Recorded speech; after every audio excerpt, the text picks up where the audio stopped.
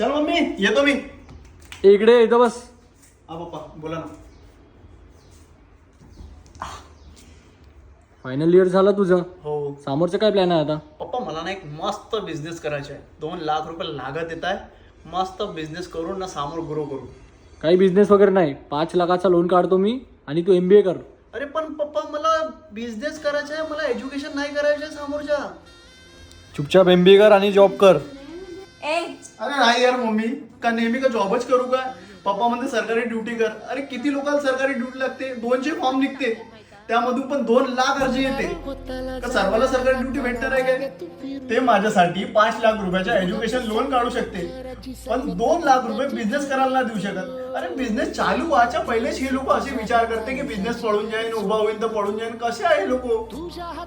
हे गुजराती मारवाडी लोक आपल्या मुलाला हेच शिकवते का? ते तर म्हणते बेटा तू गल्ले पे बैठ. यांनी आपल्या मराठी माणसांना बिझनेस करायचेच नाही.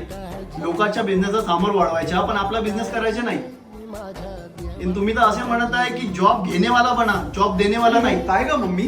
पप्पा पण तर 20 वर्षापासून जॉबच करत आहे ना. पप्पाचे मित्र ते चतुर्वेदी अंकल, अरे त्यांचा बिझनेस त्यांना कुठून चालू केला होता 1 वर्ष आधी, आणि आज बघ त्यांचा बिझनेस. मारवाडी आहे म्हणजे काय आपण मराठी माणूस नाही करू शकत काय? मराठी माणूस फक्त जॉब करू शकतं, बिझनेस नाही करू शकत. कधी कधी ना मुलांना पण आपल्या मनाची करू दिली पाहिजे. कोणताही मुलगा आपल्या घराच्या वाईट विचार नाही करत. देवा काळजी रे माझ्या देवा काळजी रे.